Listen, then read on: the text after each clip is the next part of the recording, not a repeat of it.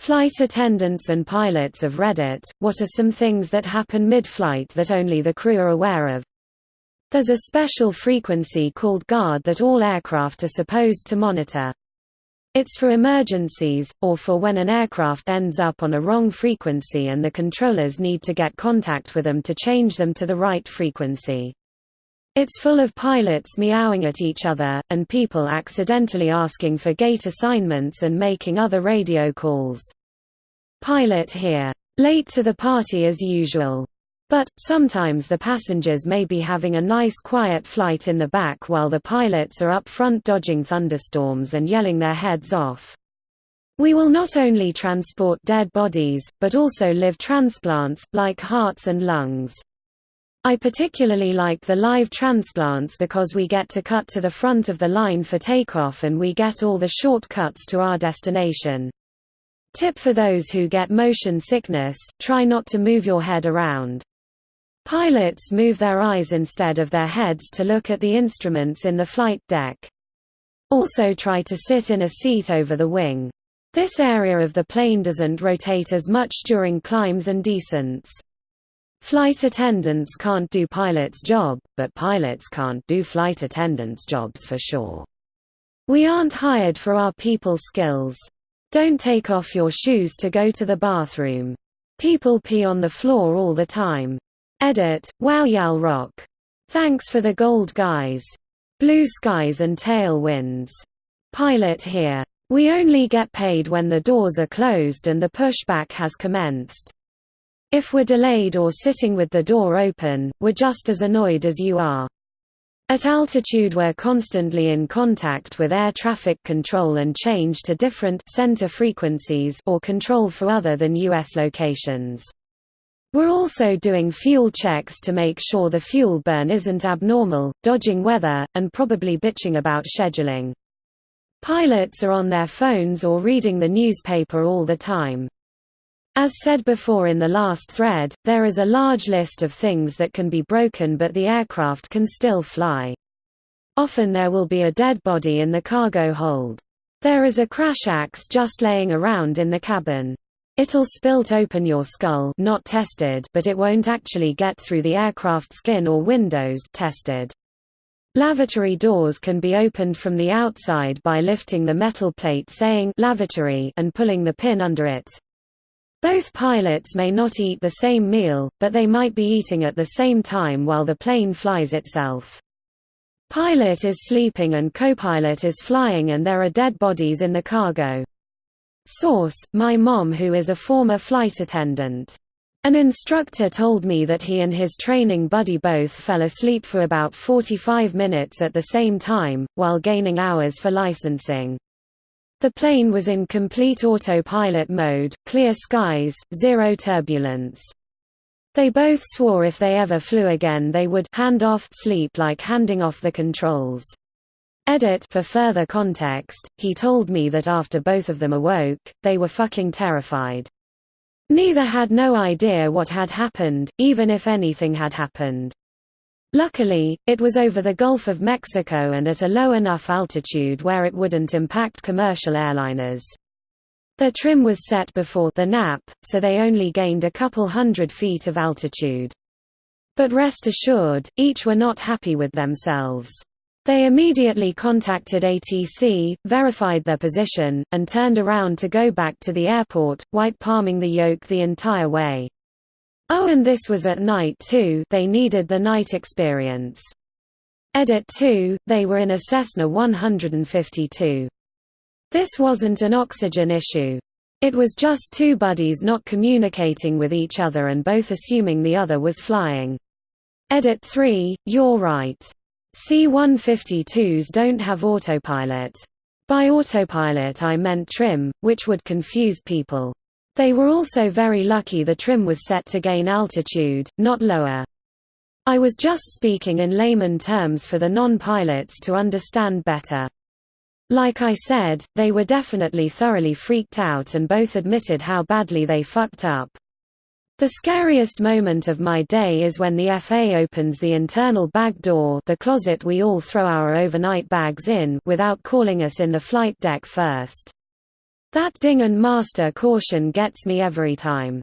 I've got an original one for you all. There is a radio frequency we all are required to monitor.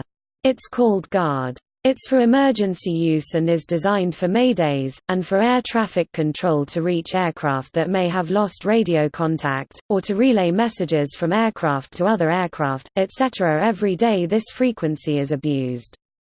You will hear hundreds of professional aviators meowing, yelling obscenities at each other, and making fun of one airline or another. Oftentimes what will start it is some poor guy accidentally transmitting his PA announcement to passengers on the GUARD frequency, followed by the very mature outbreaks for about 5 to 10 minutes. It's the worst on the East Coast. Edit. Just today I heard an airline aircraft trying to relay info about a medical emergency on this frequency through one of their fellow company aircraft. They couldn't finish any of their sentences without people yelling, "You're on GUUUARD, hey nobody cares about your passenger, hey you're on guard 2A." My uncle was a pilot. He says that most people don't understand how much of the airplane is run by computers. The pilots are necessary, but a lot of the elements of flying are automated nowadays. I'm not a flight attendant, but I work the ramp. To elaborate on the body parts, we send full bodies on planes a lot. Some in caskets, some not. Twice in the 7 years I've been doing this has fluid leaked out of the boxes the bodies are in and got all over the luggage.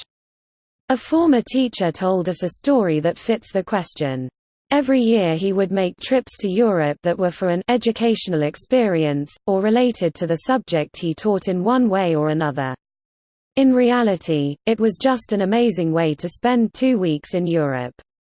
One year he took a student's brother with, since he needed an extra person to have the minimum amount of required students.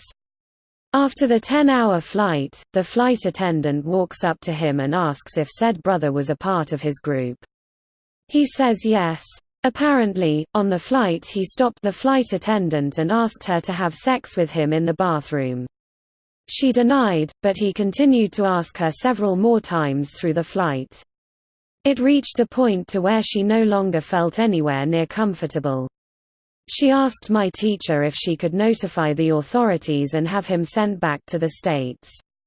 He agreed. There were no immediate flights back home, so a distant relative of his had to be contacted. He stayed with a relative he had never even met, for an entire weekend. He was then put on a flight back home the following week.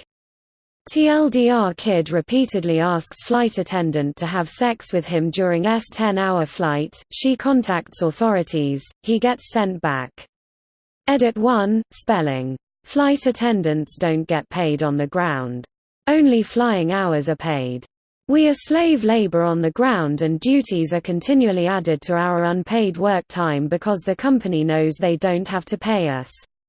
We show up 3 hours before we even start getting paid, and some days we will work up to 14 hours and only get paid for 5 or 6 of those hours. It should be illegal. Please be kind when you are boarding the plane and getting all pissy about your bags etc. The flight attendant is a volunteer while she is helping you on the ground, she is essentially doing you a favor. A lady who was feeling very ill crapped her pants mid-flight. A very kind FA managed to get her covered in a blanket and into the bathroom with barely anyone noticing, and then gave her a pair of her own pants to wear so she wouldn't be embarrassed. This started off with us blissfully unaware, ended with mild pant shitting. I was flying to France in one of those planes with the TV screen up front to show the flight path and where you currently are. I was just about to fall asleep when the captain asked over the PA if there was a doctor on board and if they could go to seat hash. I knew this was bad. The flight path changed to Canada and we had to make an emergency landing. We were stuck there for 2 hours. When we finally got to France, his entire row was quarantined off. I have no idea what the fuck happened. Not a flight attendant or a pilot, but I discovered there is such a thing as airhead when I saw one of the flight attendants giving a blowjob to one of the pilots mid-flight. Now, the thing to keep in mind was this was before 9/11, when the cockpit wasn't kept so securely locked. There was a bit of a bug spreading around the plane, which I was asked to take care of since I was the only doctor on board. I made my way to the cockpit to inform the pilot of the condition of the passengers, and as soon as I open the door, I see the flight attendant bent over with her head in the pilot's lap. I could not believe what I was seeing, but I managed to snag a quick photo of it. Thanks for watching. What would be your response? Leave it in the comments and see what the others say.